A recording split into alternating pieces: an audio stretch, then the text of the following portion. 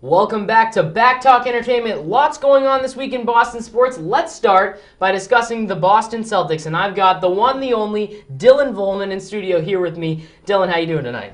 Pretty good, thanks. All right, well, let's talk about the Boston Celtics. And last night, of course, not performing up to expectations, losing by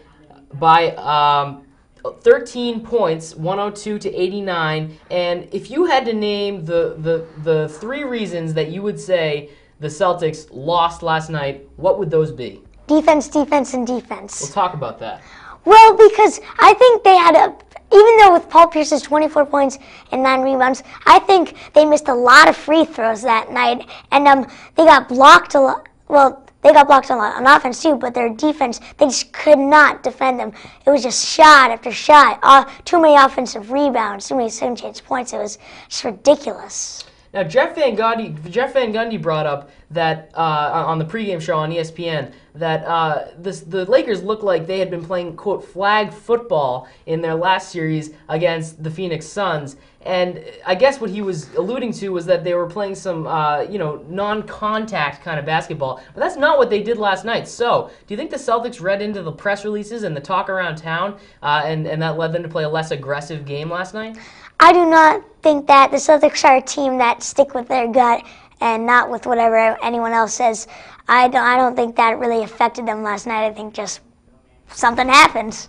Maybe they were too excited how they got their $100 back for each player. Well, maybe that would be nice to say that the only reason they played not up to par was because they were excited about getting $100 back. But knowing the amount of money these guys make, I'm thinking $100 pocket change, not quite exactly what would affect their game like it did last night. Let's talk about Rajon Rondo for a minute.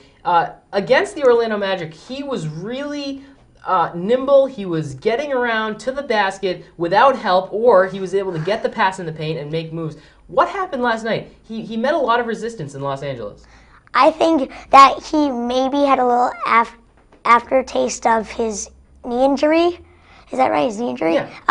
And I also think that the Lakers played very aggressive and very good defense last night. A great performance by the Lakers. And even Rajon Rondo, it's hard for him to get by that. Now, Kobe Bryant, a huge reason, as is always, for the Lakers' victory last night with 30 points. Why was he able to get so much penetration? Besides the fact that he's just a fantastic player, he was matched up for a lot of the night against Ray Allen, against Rajon Rondo. But why was it that he was able to get to the paint so quickly and so easily last night? I really don't know. I think it was just the Celtics' poor performance on defense and Ray Allen's inability to cover Kobe. And Kobe, as you said, besides his star points, but you have to mention how he's just the best player in the league. He can just make any shot from anywhere. So I think that's one of the reasons, and the Celtics need to step up their D if they want to win the series. Now, in terms of Ray Allen, you say the Celtics need to step up their D, but in terms of Ray Allen, could you even attribute his poor defensive performance last night to his age? Because he is getting up there in age. There were talks during the regular season of his future with the Celtics, and now they match him up in the finals. Huge moment in Los Angeles against a guy like Kobe Bryant. Is his age finally getting to him? I think a little. Not on offense. On offense, he can shoot anywhere. But, I think on defense, when you get older, you get a little slower. It's not like he's bad. I'm pretty sure he's better than me on defense. But well, I don't know, Dylan. I've heard you're pretty good. But, I think as all the times, everyone's age can get to them a little. And I think that's what happened last night. Well, yeah, let's talk a little bit about one of the key matchups. Kevin Garnett and Pau Gasol. Now, Pau Gasol, he's been called a Euro weenie by Mike Felger on the radio. I don't think that's quite befitting him. Though he is from Spain, I think that his basketball talent, would deter anyone from making fun of him. Now, matched up against Kevin Garnett, another guy who, like Ray Allen, is getting to be older, with his knee injury.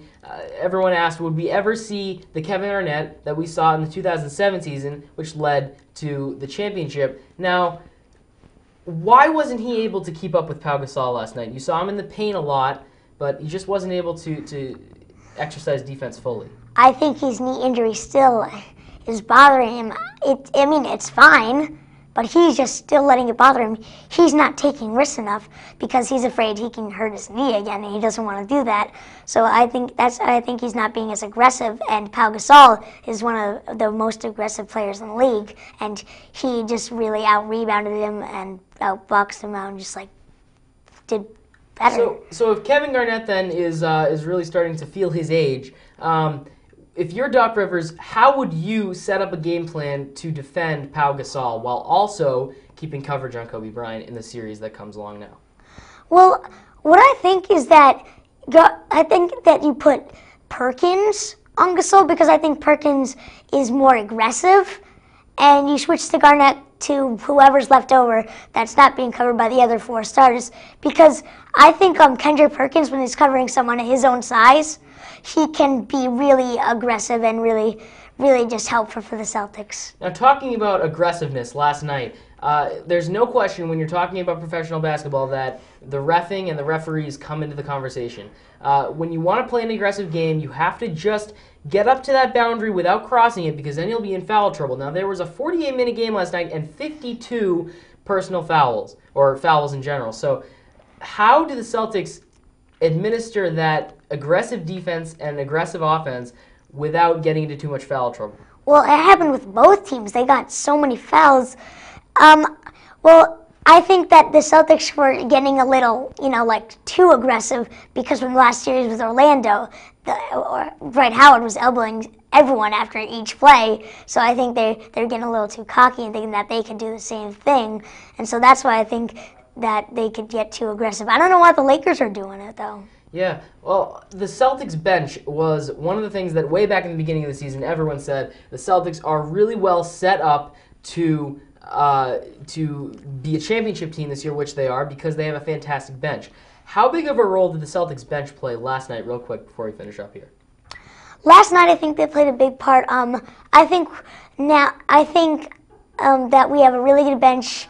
I'd still rather have Eddie House back on our team rather than Nate Robinson. But Nate Robinson has been showing me that he's still a good player. Rasheed Wallace has been picking it up from his poor performance in the regular season. Glenn Davis is always doing good. Same with Tony Allen. And I think that that we have to take more advantage of them than we did last night. Well, it looks like the Celtics will definitely have to play, as Dylan said, an all-around, more aggressive game to win this series.